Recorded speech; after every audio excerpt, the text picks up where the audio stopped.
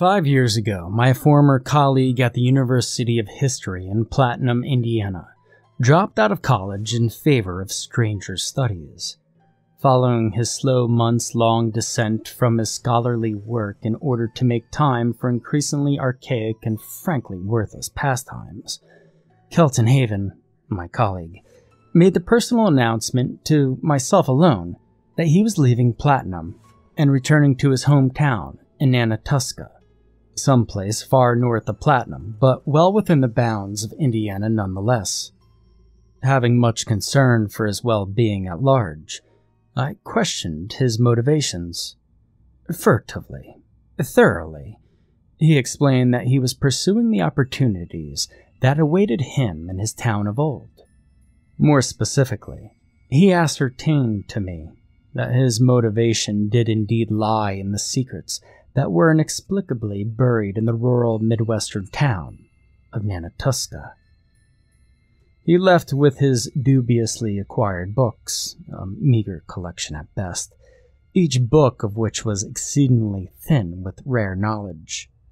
On a rainy day, and as he departed, I stood at the foot of the university's impressive front spire, able to easily see the vast concrete parking space. And there came a brilliantly effulgent flash of lightning, brighter than any I had ever seen. Presently, I was blinded only for a moment, but when my eyesight returned to me, I could have sworn that Kelton's navy blue car was thrice farther away from my vantage point than it should have been. This, though, I passed off as a mere hallucination of a worried mind. I gave little thought to Kelton Haven in the preceding months, but soon enough my attention was drawn back to his strange behavior. One day I sternly remembered one of his most capricious peculiarities. It had appeared unexpectedly, catching me off guard and shocking me to the core. In our shared dorm, not everything could be kept secret at all times, which occasionally included badly timed glimpses of the other's lack of clothing. In one such circumstance, when I had arrived back at the dormitory after an extended day of grocery shopping, as well as acquiring specific textbooks, I'd stopped back into our own dorm, where, immediately, I saw at the end of the hall, in the joined living room and kitchen, Kelton standing bare-chested over a table, looking over one of his denser books. At my sudden intrusion, he spun around quickly, allowing me an unobstructed view of the simple yet all-consuming black tattoo spanning from his lower chest to his upper belly. Its form I can hardly describe, as it was composed of such unusual patterns which somehow could not be accurately categorized as simple or complex. It was an enigma, out of place and shockingly out of character for Kelton. Why would he blemish his body with such a blasphemous thing? And this question burned in my mind for close to 3 years, after 2 years following Kelton's departure, until finally I received an unexpected letter from an old friend in the mail. As expected, the sender had been Kelton Haven. This strange medium of communication fit with his recent eccentric demeanor, and there were many easier means available, including the lightning-fast utilization of any computer easily obtainable from nigh every modern store in the world. And he wrote in such a bizarrely foreign script, barely intelligible as English, that I admit that I had to reread his letter several times simply to make sense of it. Additionally, there were numerous inconsistencies in the spelling and grammar of this letter, as if the grammatical rules and dialect of another language were instinctually rooted in his brain and actively interfering with his comprehension of English. The letter is, word for word, mistakes included, and as follows. December 10, 20 to 14. My dear Bryce Cunning, Bringing to you I give invitations for you to come to my old town, Nenatuska, Alukum, Ganju, Ojo. Discussions heavy will follow, for us to relearn those things I quit for whom my formal education years ago 5. To come my Nenatuska residential. Aside from the most unusual English, if it can be labeled as such, I took notice that the date of the letter was several weeks late. The day of its receipt was January 7th, nearly a month delayed. If anything, this lateness inspired me with more passion to pay a visit to my old colleague, especially considering that his hopelessly broken English shined light on his growing instability, possibly even hinting at his future inability to care for himself. Additionally, I knew that the nearest place of care for the mentally insane in Nantuska was dozens of miles west at Helensville Asylum, a place with an especially bad reputation when it comes to crucial details such as sanitation and overall health of its patients. I settled on the decision to make the hours-long drive to Nantuska. I had been there before on rare visits in years past before I had met Kelton, if only to check up on my former colleague's collapsing mental state. The day that I departed from my recently acquired, modest, residential home, a storm was brewing on the horizon, offering threats of blizzard and relentlessly to boot. Weather forecasts had already predicted snowfall possibly reaching up to 2 feet or more, and I cared not to be caught in such a catastrophe before bringing my upstate journey to Nantuska. Unfortunately, I was not faced with much fortune. The longer I drove, as hours passed, it became clear that the storm front was scattered very far north, originating from someplace mid-Michigan, probably as lake effect snow from colossal Lake Michigan, and forming a swell in the sky that would not likely dispense until it had released its load and its fury upon a fair portion of northern Indiana, giving me a figurative jolt now and then where occasional uncannily bright flashes of lightning towards Nantuska. Though the storm was not to fall until much later. Luckily, I arrived at Kelton's Nantuska residence shortly before the storm commenced. Unluckily, I found the place vacant of all signs of life. Snow outside of his home, piled a mere few inches in depth, revealed no recent passage of human footsteps. In fact, the only prints present were those of a myriad of squirrels and birds, and all lights inside were dimmed dishearteningly. This evident vacancy sparked my concern, as anything could have happened in the weeks during which the letter was on its way to my own home. I powered up the creaky front steps and knocked first on the door, praying for a second that perhaps Kelton was only asleep and unharmed. No response came, however, and I found it prudent to try the knob. The door swung open effortlessly, and immediately I was greeted with a pungent odor of paper and leather. Stepping inside, I groped around on the wall for a light switch and flipped it, bathing the room in light. My jaw was agape instantly.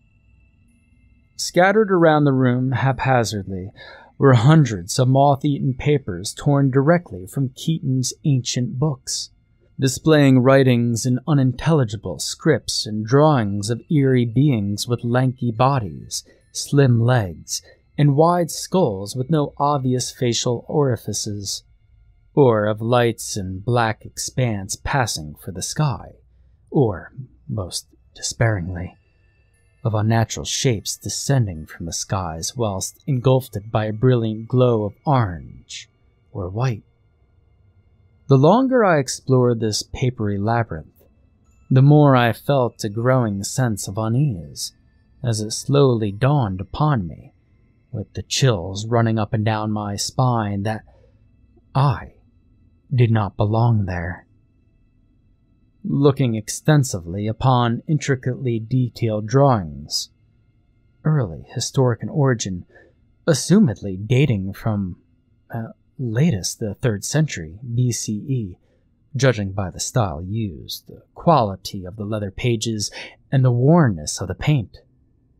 And seeing the increasingly unearthly monstrosities painted upon them, I became increasingly aware of a mentally gnawing sensation, almost as if my mind were being violated by a vile sort of energy.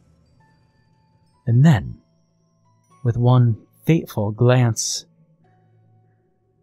I recognized the recent handwritten note on the back of the door I had just opened to make my entry.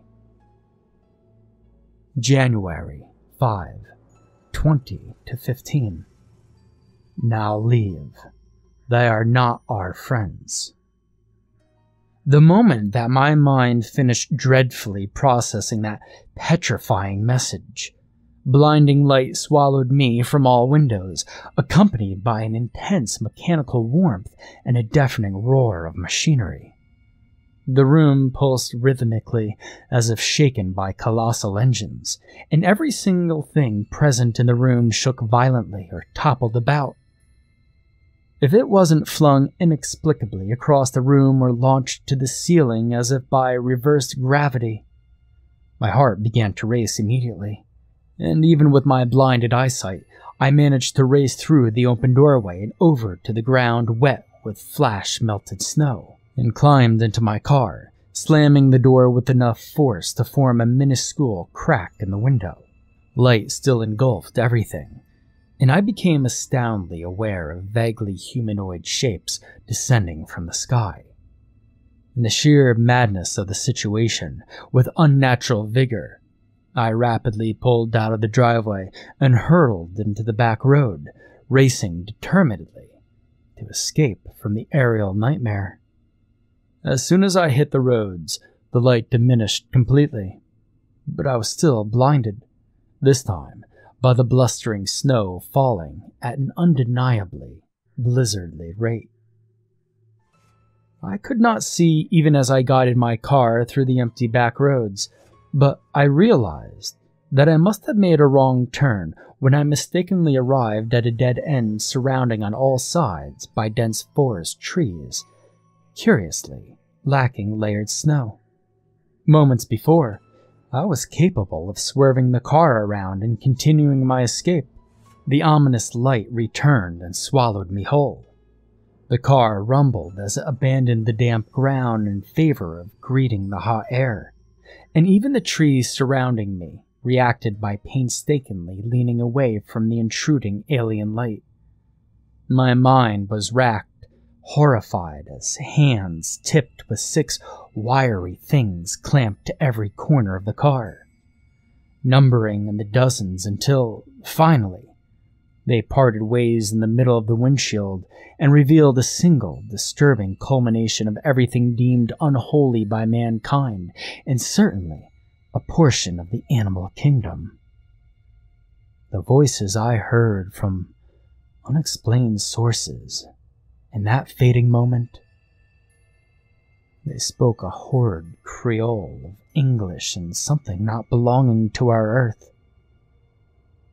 What could possibly communicate in such a grueling manner?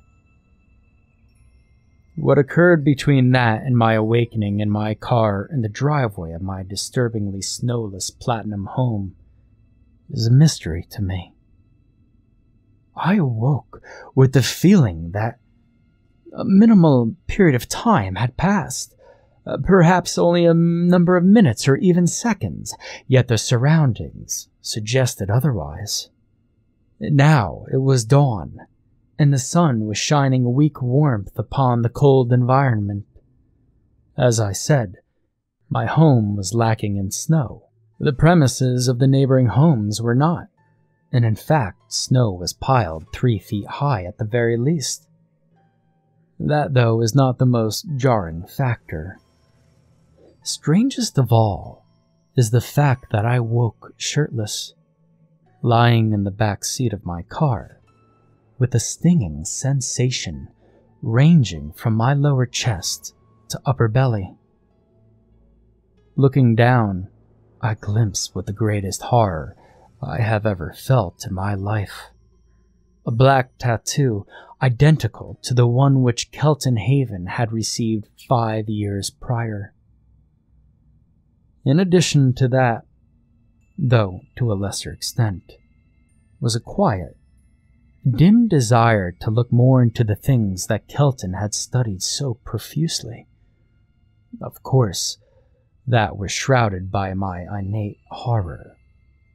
As for this documentation, I write it for the sole purpose of marking my story before it is too late, for I fear that my own mind might be commencing to slip.